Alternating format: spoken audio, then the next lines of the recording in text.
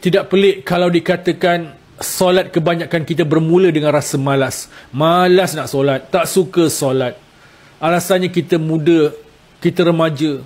Tapi adakah kita perlu tunggu sampai kita dewasa, sampai kita tua untuk kita suka solat, rajin solat? Boleh garantikah kita akan suka solat bila kita dah tua?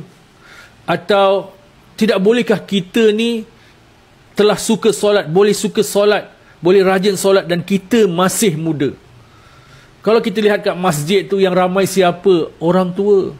Mereka ni kita katakan dah tahu dan faham tentang perkara-perkara penting, tentang solat, tentang hidup, tentang tujuan hidup.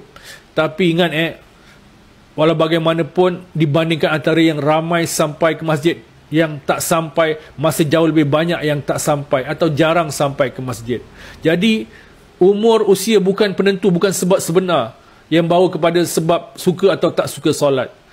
Kita percaya sebabnya berlega berkisar tentang tidak tahu, tidak mahu tahu, tidak peduli, tidak faham dan tidak mahu usaha atau seumpama dengannya.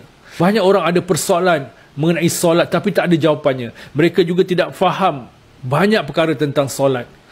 Mereka, mengapa begitu, mengapa begini, mengapa buat begitu, mengapa perlu begini.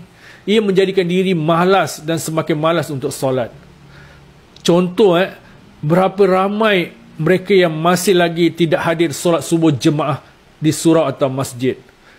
Bagai-bagai alasan. Susah nak bangun, tak sempat, asyik terlewat. Akhirnya di rumah juga. Dan kadang-kadang tu dah subuh gajah. Jangan sampai matahari sudah terbit sudah. Lebih malang kalau matahari terbit sebelah barat, baru tahu erti terlambat. Inilah gambaran satu kemalasan dalam bersolat. Kita bandingkan kalau manusia tadi itu ada mesyuarat dengan bos syarikatnya, bos besar syarikatnya di luar daerah yang agak jauh, yang memerlukan dia bangun awal sebelum subuh. Atau dia ada temu janji kerja yang memang dia idam-idamkan, kerja penting yang jika dilewat akan menjejaskan peluang untuk dapat kerja tersebut. Agak-agaknya manusia ni akan berusaha kuat tak untuk sampai ke meeting atau temu janji tadi atau mesyuarat dengan dalam waktu yang tepat. Tiada keraguan tentang itu. Kita percaya dia akan berusaha kuat untuk sampai pada waktu yang tepat. Mengapa kisah gagal bangun solat subuh untuk berjemaah di masjid ini? Mungkin kerana dia tidak rasa solat subuh itu begitu penting, atau dia tidak rasa solat subuh itu sebegitu penting untuk dilakukan di masjid dan di awal waktu. Kalau dia tahu pun mungkin sekadar di fikiran, tak di hati. Dia tidak faham mengapa penting. Dia tidak rasa ia sebegitu penting untuk dia bergegas siap dan pergi ke masjid.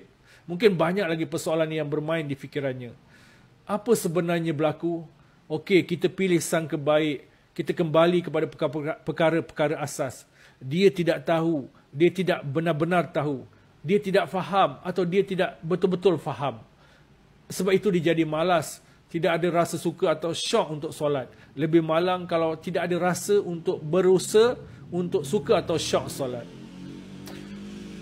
Ibu bapa, abang, kakak dan adik sekalian, ada satu buku bertajuk Syok di Solat yang menyelongkar persoalan asas yang penting tetapi mengelirukan tentang solat.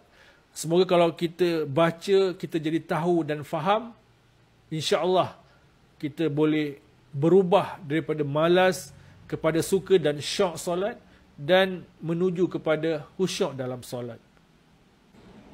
Nampak kecil tapi signifikan. Jangan remehkan, nanti rugi. Ambil kisah dan ubah.